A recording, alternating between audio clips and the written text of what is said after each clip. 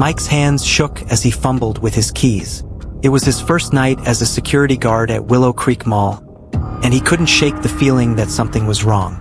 The parking lot was empty, dark shadows stretching across the cracked pavement like grasping fingers. As he approached the entrance, chill ran down his spine. The glass doors reflected his pale face, making him look like a ghost. Mike took a deep breath and stepped inside. The mall was quiet, too quiet.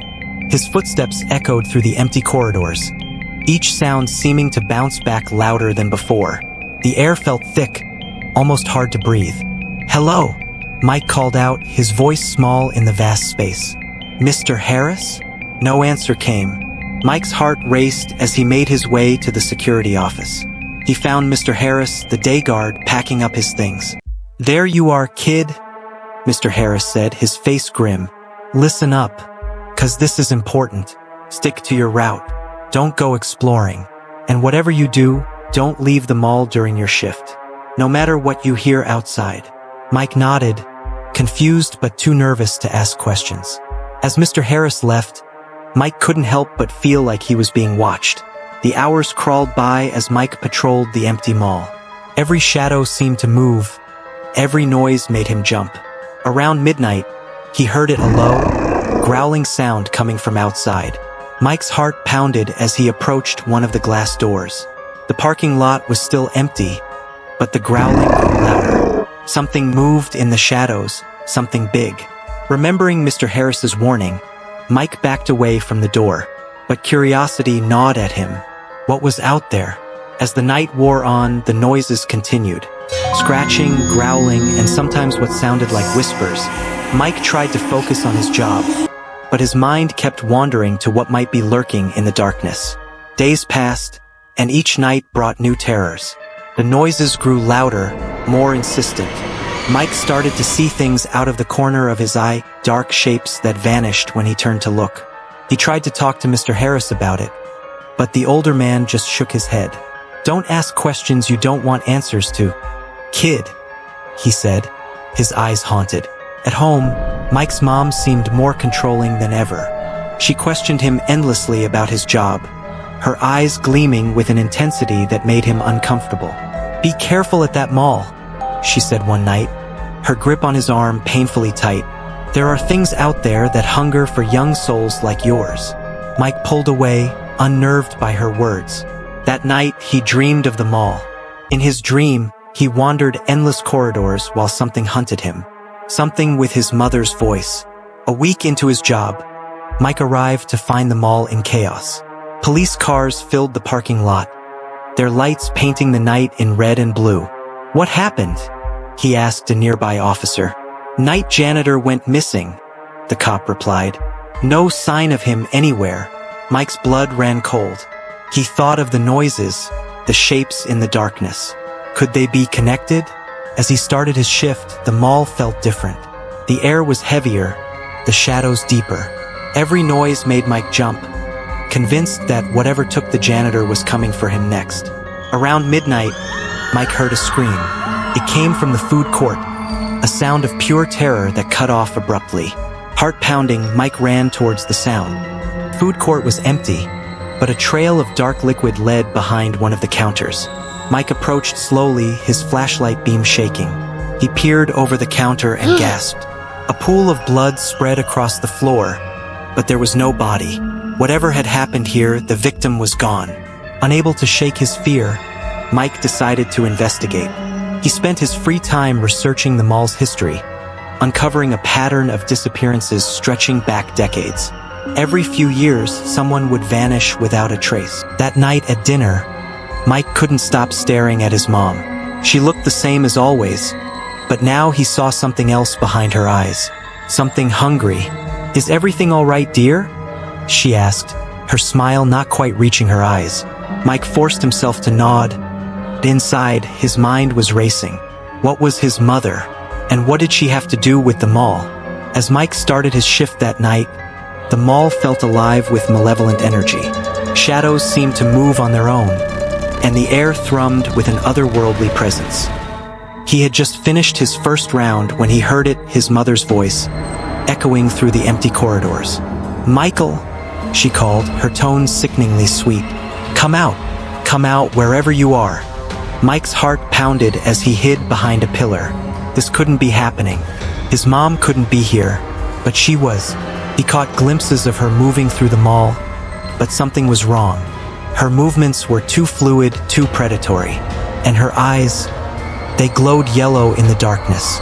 I can smell your fear, my dear. His mother's voice sang out.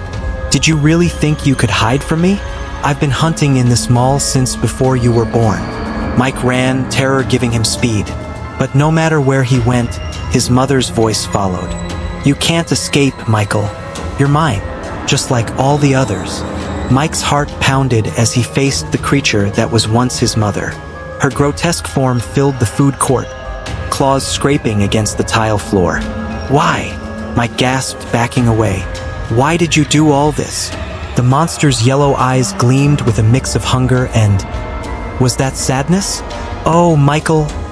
It purred, its voice a horrifying blend of his mother's tone and an otherworldly growl.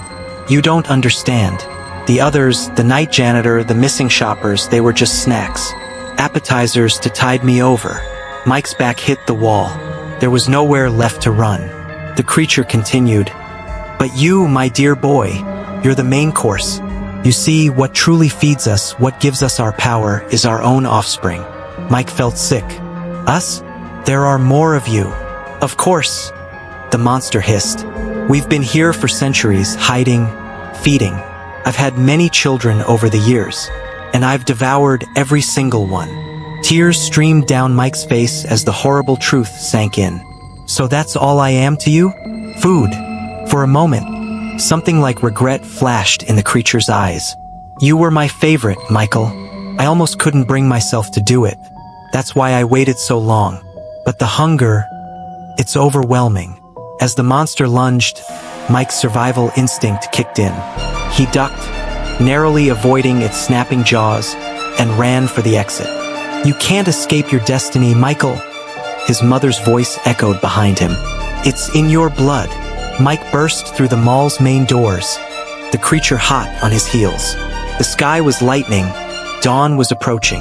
With a final burst of speed, Mike stumbled into the parking lot. The monster followed, its claws inches from his face. And then, the sun crested the horizon.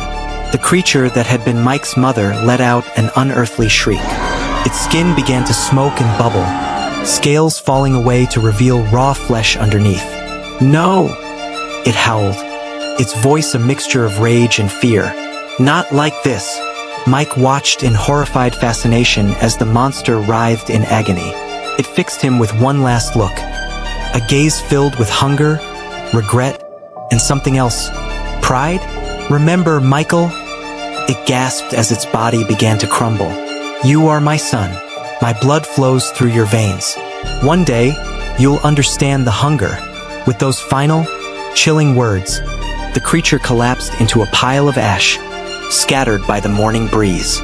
Months passed, and life in the small town slowly returned to normal.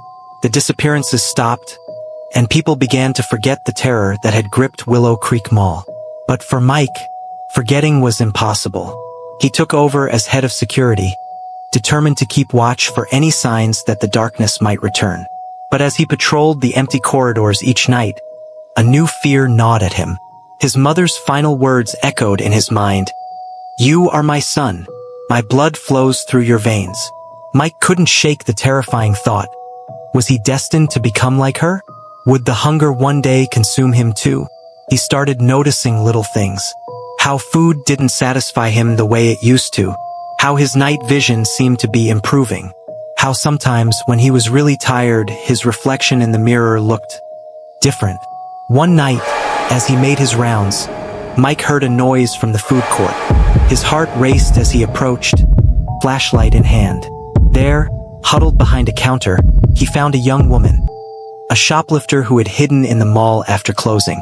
As Mike looked at her, something stirred deep inside him, a feeling he'd never experienced before.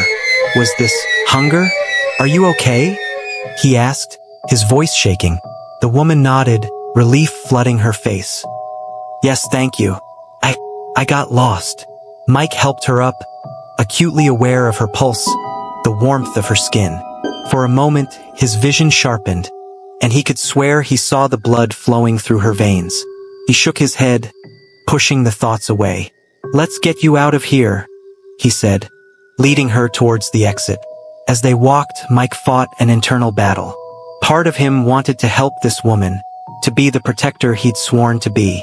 But another part, a part that terrified him, whispered of power, of hunger, of destiny. At the mall entrance, Mike watched the woman hurry to her car. As she drove away, he let out a breath he didn't realize he'd been holding. He had resisted the urge this time, but would he always be able to? As he turned back to the dark mall, Mike realized his job had taken on a new meaning. He wasn't just protecting the mall from outside threats. He was protecting the world from what might be growing inside him. And so, night after night, Mike kept his vigil. For he was the watchman, the guardian against the darkness, both outside and within.